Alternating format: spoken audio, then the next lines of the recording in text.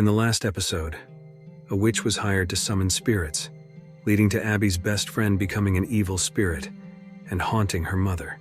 Abby learns the shocking truth that the real identity of the creature is the scientist, Alec.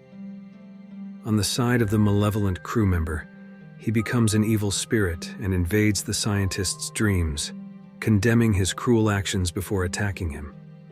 The scientist wakes from his nightmarish slumber to find the crew member's dead body and feels remorse for his violent deeds. The next morning, Abby, confused about the truth, confides in her friend about the girl's venture into the swamp to help a peculiar human covered in plants and vines, similar to the scientist. Driven by fear and without verifying the identity, the girl flees the scene. Abby receives a message from a doctor and rushes to the hospital to find the CDC has changed its strategy due to the slow progress in treatment. A new team has taken over, with a new commander in charge. Abby, despite having a higher medical degree, lacks experience in epidemic control and reluctantly agrees to assist, fearing she might make a wrong decision by injecting patients with excessive antibiotics. Moreover, the mayor funds this operation, and Dr. Woodrue studies the sailor's body. Abby visits the morgue to find the renowned Dr. Woodrue quickly noticing abnormalities in the body, including parasitic infections and severe mutations, all unprecedented in medical history. During their conversation, Dr. Woodrue's arrogant attitude diminishes Abby's medical expertise. Meanwhile, Liz Tremaine receives insider information in her journalistic circles and threatens a banker for an interview to reveal the secrets of a project and the mayor's misdeeds. The banker, involved in illegal activities and laundering money, panics under the threat. Back at the office, Abby discovers her friend showing symptoms of infection, collapsing in agony and vomiting green liquid. Abby urgently calls for medical help, instructing them to use a special treatment plan. Seeing her close ones infected, Abby feels overwhelmed. She meets with Liz to discuss the situation and decides to sneak into the lab to uncover more about the scientist's research, hoping to find a cure for the epidemic. Entrusting Liz's partner to retrieve clues from the swamp wreckage, they embark on a mission to stop the spread of the disease. An elderly man hunting in the forest hears eerie sounds but sees no game. Investigating further, he finds numerous bugs devouring a wild boar, unaware of the danger behind him, and is attacked by the corpse of a malevolent crew member, eventually dying in the swamp's forest. Dr. Woodrue finds the situation exceptionally unique, with plant ecology developing much faster than anticipated, filled with enthusiasm. Meanwhile, his wife experiences a sudden headache and forgetfulness, revealing her worsening dementia. The mayor and his wife dine at home when a banker unexpectedly arrives, revealing the bank's investigation into their transactions. The banker, having accepted the mayor's dirty money, decides to cut ties to avoid jail, demanding the return of the funds or threatening to expose the debt, potentially ruining the mayor's reputation and halting the swamp project. The mayor's wife overhears their conversation. Abby sneaks into the lab at night, finding many items missing and photographs vanished, discovering an experimental notebook. Unbeknownst to her, countless bugs crawl in, amassing a formidable evil force.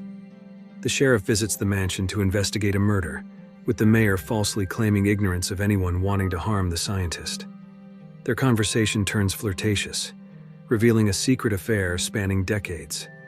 As they prepare for an intimate moment, a door opening disrupts them, and the mistress hastily leaves to avoid being caught by the mayor's wife. The mayor's wife, looking at her daughter's bracelet in the bathroom, sees a bloody vision of her deceased daughter, admonishing her father's infidelity and suggesting her mother should take drastic action, hinting that the family fortune is at risk. The wife's emotions are increasingly influenced by the vengeful spirit. Abby, picking up a bottle from the table, is reminded of the scientist, feeling melancholic. Suddenly she notices bugs invading the room and hears disturbing footsteps outside, as if someone is lurking. An epic figure breaks through the window, seeking revenge, its terrifying appearance ready to launch a deadly attack. Abby lights a flare in defense. The flare's heat causes a reaction, and the plant creature breaks through the floor, issuing a warning with a deep voice not to harm its beloved. Adapting to its new form, the creature demonstrates formidable resilience. When Abby attempt a sneak attack, they realize they can't harm the creature, which then overpowers the attacker with its immense strength, quickly subduing him. Recognizing the attacker as the cruel crew member he had killed, the creature feels a surge of guilt and pities its enemy, warning against the darkness. The bugs disperse, and the attacker's body dissolves into mud. The creature gently approaches Abby, who removes glass from triggering memories of its past life as the scientist. Abby confirms the creature is the scientist and inquires about his transformation. He recalls a fire and then becoming a monster, now feeling lost and confused about his identity. Abby encourages him, believing there's a way to revert his condition. Their conversation hints at a key to combating the epidemic. The virus isn't attacking, but retaliating against humans. Rushing back to the hospital with a new approach, Abby finds the situation worsening under the new commander's strategies, with Harlan's life hanging by a thread. Despite using strong antibiotics, the virus continues to spread. Abby suggests injecting an inhibitor to suppress the immune system, allowing the virus to coexist peacefully within the body. The commander, unaware of the situation, sees this as a breach of protocol and orders security to remove Abby from the hospital. However, after administering the inhibitor, Harlan's condition stabilizes, proving Abby's theory correct. Meanwhile, the mayor's wife visits her daughter's room for closure, where her husband awaits, apologizing for his past mistakes and hoping to rekindle their love. He sweet-talks her into providing more funding for Dr. Woodrew's research, dreaming of a prosperous future. However, the wife realizes her husband is only after her inheritance, squandering their savings on unrealistic dreams, and decisively refuses, cutting off his financial resources. Abby, drinking to soothe her emotions, meets with Cable, who commends her actions at the hospital, causing her to blush and bringing them closer. Under the influence of alcohol, Cable warmly invites her to dance, leading to a romantic moment in the bar. Meanwhile, the plant creature watches from the jungle, heartbroken to see its love embracing another man, feeling a deep sadness. Meanwhile, the actor, Daniel Cassidy, with a beer in hand, returns to the video rental store for a rest. Planning to turn off the TV, he discovers the witch living in the corner. Fate seems to keep the actor bound to the town, and through the witch's fortune-telling, he learns he has an unfulfilled mission, despite years passing by. Bored with life, the actor is intrigued by the witch's prediction of a different future, now intertwined with Abby's arrival in town. Liz Tremaine's partner, investigating the wreckage of a small boat, finds numerous bullet holes, indicating the explosion wasn't an accident, and quickly informs Liz. The banker, hearing strange noises at home and fearing a break-in, arms himself with a golf club, only to find the mayor emerging, hurling accusatory remarks, feeling deeply humiliated.